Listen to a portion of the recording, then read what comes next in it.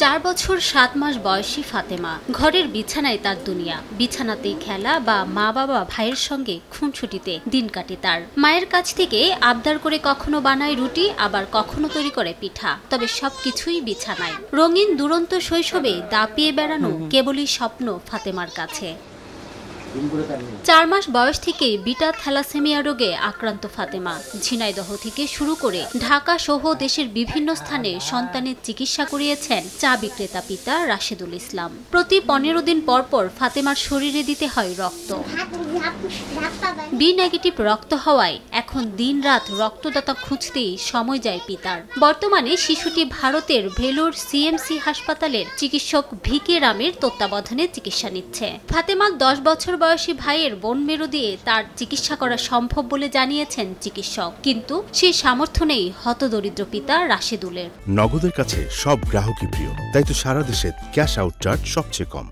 ভেলোরে গিয়েছি, গেলে সে ডাক্তার বলছে যে তো থ্যালাসেমিয়া, বেটা থ্যালাসেমিয়া মেজর হয়েছে, ও তো বোন মেরু ট্রান্সফিউশন করতে হবে, না করলে হবে না।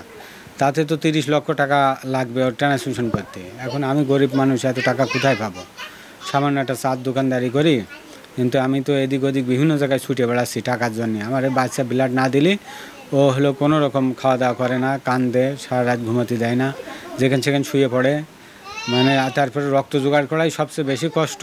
শরীরে দুরারোগ্য ব্যাধি নিয়ে দিন পার করলেও মায়ের সাথে খুনছুটিতে সময় কাটায় ফাতেমা, কিন্তু অসুস্থ হয়ে পড়ে মাঝে মাঝেই। সে কথা বলতেই কান্নায় ভেঙে পড়েন মা শাম্মীম খাতুন। আমার পিঠের ভিতরে যে ব্যথা করছে, তখন আমি বলছি সেটে যাবে না, পানি খাও পানি খাও, খালে সেটে যাবে না। এইভাবেই মেয়ে যখন বলে তখন সান্ত্বনা দিই, নিজের মনের ভিতর বুঝ নিয়ে আসি যে না, ঠিক হয়ে যাবে, ঠিক হয়ে যাবে। শিশুটির চিকিৎসায় সমাজের বিত্তবানদের এগিয়ে আসার আহ্বান প্রতিবেশীদের। ওর জন্য চিকিৎসা করতে করতে ও সবই খরচ হয়ে গেছে, ওর তেমন সম্পদ বলতে কিছুই নেই। এখন ওর যা ভিটে বাড়ি আছে এটা বেচলেও এই বাচ্চাটা চিকিৎসা করা সম্ভব না। সবাই যদি একটু সহযোগিতা করে তা আল্লাহ হয়তো ফেলে যেতে পারে, কিন্তু সম্ভব না, ওর বাপের আর সম্ভব না। কয়েকবার গেছে ভারতে। বাবা মা ভাইয়ের সঙ্গে ঝিনাইদহ শহরের আদর্শ পাড়ার কলকাকুলি বিদ্যালয়ের পাশে একটি ছোট্ট টিনের ঘরে বসবাস ফাতেমার পরিবারের। ভাইয়ের বনমেরু দিয়ে চিকিৎসা হলেও তাতে খরচ হবে অন্তত 30 লাখ টাকা। সময় সংবাদ, ঝিনাইদহ।